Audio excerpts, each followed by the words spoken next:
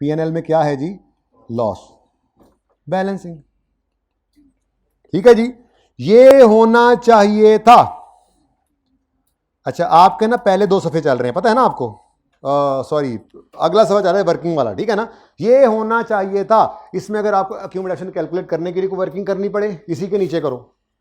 Cash इसी के नीचे, वर्किंग लाइन ना लगाओ। ये सारा एक एडजस्टमेंट पूरी करने के लिए जितनी वर्किंग्स हैं यहाँ पे कर लो, कोई मसला नहीं। गंद मारो इधर, वर्किंग्स हैं सामने, साफ सुथरा होना चाहिए पहला सफ़ा। ओके, अच्छा, अब सवाल ने ये सारा डाटा दिया होता, हमने ये काम किया। सबसे पहले रॉन्ग एंट्री को पहले नहीं देखते, बाद में जाके हमने ये लाइन पढ़ी, लिखा हुआ था sale proceeds were wrongly credited to sales account. तो हमने यहाँ पे जाकर लिखा कि जी वो सेल्स में क्रेडिट कर दिया उसने कैश को, तो कैश के बारे में चुप है तो वो सही है, तो कैश डेबिट और सेल्स क्रेडिट, ये गलती हो गई, ये रॉन्ग एंट्री आ गई। तो बोलो अब हमने क्या करना है जी? रेक्टिफाइंग एंट्री करनी है। अब बहुत आसान काम है, ठीक है? ओरिजिनल एंट्रीज के बारे में मैंने क्या लिखा था? ये होना चाहिए था, ये होना चाहिए था।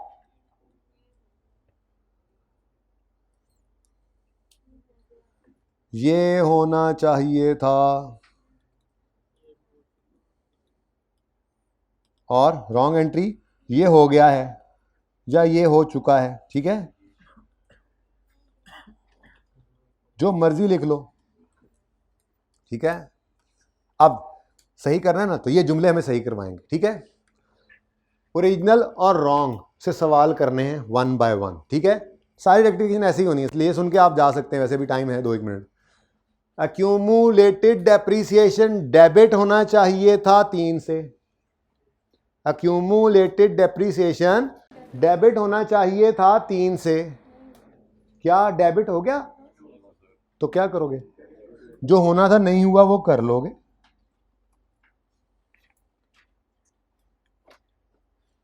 आगे बढ़ो स्टेप बाय स्टेप, 1 बाय 1। टिक हो गया। कैश डेबिट होना चाहिए था 50 से, हो गया 50 से, तो कुछ ना करें, तो कुछ ना करें, जो होना था वो हो गया ना। P&L 7 से डेबिट होना चाहिए था, हो चुका, तो कर लो, कर लो, तुम्हें क्या डेथ पड़ती है, तुम करो। P&L में लॉस कितना? ये बैलेंसिंग नहीं है, ये उठाकर लिखा है वहां से जो बैलेंसिंग निकला था, ठीक है ना? यहां लिख लिया। नेक्स्ट, एसेट क्रेडिट होना चाहिए था 60 से, नहीं हुआ तो कर लें। थोड़ी सी जगह छोड़ के करें क्योंकि आगे एक और चीज बुला भी आ रही है। अच्छा, इसकी तरतीब वैसे बाद में बता दूंगा, एक लाइन ऊपर छोड़ के एंट्री शुरू किया करना ना, कभी जो एंड पे बाद में डेबिट को चीज निकला है तो टॉप पे लिख दो, काम चल जाता है। लेकिन खैर फिलहाल तो नजर आ रहा है। एसेट क्रेडिट होना चाहिए था, नहीं हुआ तो कर लें, ठीक हो गया। अब ये टिक हो गया, ये होना चाहिए था, नहीं हुआ, कर लिया। होना चाहिए था, हो गया, कुछ ना कीजिएगा। होना चाहिए था, नहीं हुआ था, कर लिया। होना चाहिए था, नहीं हुआ, कर लिया। इधर देखो, ये 50 रुपए क्रेडिट हुआ पड़ा है, क्या ये हो चुका है सही? क्या ये होना चाहिए था जो हो चुका है? तो ये गलत क्रेडिट हो गया है, तो सही करने के लिए सेल्स अकाउंट डेबिट हो जाएगा 50। रेक्टिफाइंग एंट्री की निशान, अच्छा होगा क्या? ये सारे टिक हो जाएंगे फिर, और रेक्टिफाइंग एंट्री की निशानी क्या होगी? डेबिट क्रेडिट बराबर होंगे रेक्टिफाइंग एंट्री में। लेकिन ये रेक्टिफाइंग एंट्री देख के कोई ये नहीं बता सकता कि ट्रांजैक्शन क्या थी, और ना कभी इससे पूछना है। रेक्टिफाइंग एंट्री आपको कभी भी ट्रांजैक्शन नहीं समझाएगी। ट्रांजैक्शन क्या समझाएगी? Original entry. ट्रांजैक्शन ये समझाती है, ये ट्रांजैक्शन समझाएगी। ये तो गलती हो गई थी, उससे तो सही करने के लिए हमने नेटिंग शेटिंग करके हालात सेट कर दिए, ठीक है? Got it? Next adjustment number 2 बाद में करते हैं, उसके बाद नंबर 3 आसान वाला, एक और प्रैक्टिस हो जाए ताकि अब आप खुद भी कर सकते हैं, बहुत आसान। नंबर 3 होना क्या चाहिए था? होना क्या चाहिए था? Repair expense debit, cash credit. हो क्या गया? Asset debit, cash credit. Repair expense debit, repair expense debit, ये आपका वर्किंग वाला सफा चल रहा है कि कितने से जी 55 से ये होना चाहिए था, पर गलती में एसेट डेबिट हो गया, एसेट डेबिट कैश क्रेडिट गलती से कर गए। अब देखो भाई रेक्टिफिकेशन होने लगी है, रिपेयर एक्सपेंस को डेबिट करना था, ओ बोलो होना चाहिए था, नहीं हुआ, नहीं हुआ तो कर ले रिपेयर एक्सपेंस, ठीक है। फिर कैश क्रेडिट होना चाहिए था, बस मैं इस पे एंड कर दूंगा, कैश क्रेडिट होना चाहिए था, हो चुका, कुछ ना कीजिए। एसेट डेबिट हुआ पड़ा है, क्या ये डेबिट होना चाहिए था, गलत हुआ, सही करने के लिए क्या कर लो, क्रेडिट कर लो। ये है जी करेक्शन ऑफ एरर का टॉपिक।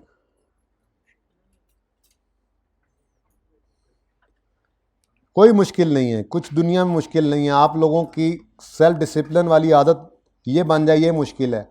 आप लोग सोशल मीडिया से फजूल में टाइम ना ज़ाया करें, दूर रहें, ये मुश्किल है। आपको माँ बाप का ख्याल हो, उनकी मेहनत का, उनकी कुर्बानी का, ये ख्याल, ये गैरत आपको आ जाए, ये मुश्किल है।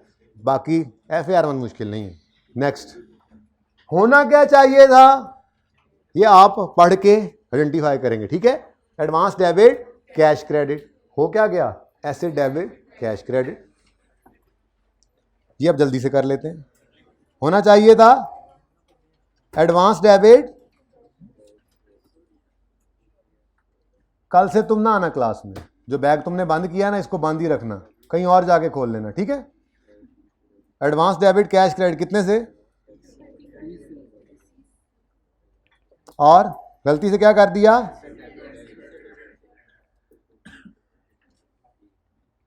अब एडवांस डेबिट होना चाहिए था, नहीं हुआ, कीजिएगा एडवांस फॉर जो भी एसेट, ठीक है ना, पूरी बात पूरी लिख लेना। कितने से, 30। कैश क्रेडिट होना चाहिए था, हो गया, कुछ ना कीजिए। एसेट डेबिट हुआ, गलत हुआ, सही करने के लिए क्रेडिट कीजिए। और एक्सचेंज वाली ट्रांजैक्शन ना, क्योंकि आज के होमवर्क के सवाल में नहीं है तो मैं आज इसको पेंडिंग भी कर रहा हूँ, मतलब बता भी नहीं रहा है, आसान, लेकिन मैं होमवर्क वाला सवाल पढ़ाना चाह रहा हूँ, ठीक है। ये तस्वीर मुझे इंशाल्लाह मिल जाएगी, ये मैं अपने वन नोट पे डाल लूँगा और कल ये भी मैं रिवाइज कर दूंगा, ठीक है। लेकिन मैंने आपको सिंपल तरीका सिखाया है आज, सिर्फ रेक्टिफिकेशन का।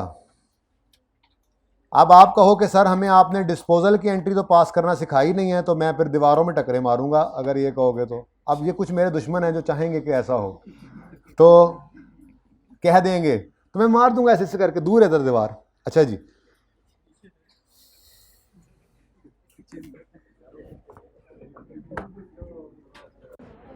जी इधर देखो भाई, इधर देखो, इस सवाल में ना क्वेश्चन नंबर 10 है पेज 374 पर, पेज 374 पर क्वेश्चन नंबर 10 है। सिर्फ ये एक सवाल करना है, नहीं दो करने हैं। हाँ हाँ मुझे पता है मैंने क्या करवाना है आपसे बेटा, मैंने आपसे मशवरा नहीं मांगा है, सो प्लीज खामोश रहिए। मैं आपको बताता हूं इसमें सिर्फ क्या करना है, उसकी रिक्वायरमेंट नहीं पढ़नी, रिक्वायरमेंट शॉर्ट कर रहा हूं। इसकी रिक्वायरमेंट है prepare journal entries to correct, हाँ हाँ ठीक है ठीक है ठीक है, इसकी रिक्वायरमेंट सिर्फ एक ही है। क्या मतलब, जर्नल एंट्रीज टू करेक्ट मतलब करेक्टिंग एंट्रीज, इनको एडजस्टिंग एंट्री भी कहते हैं, इसको रेक्टिफाइंग एंट्रीज भी कहते हैं, ठीक है। अब जरा ट्रांजैक्शंस पढ़ते हैं।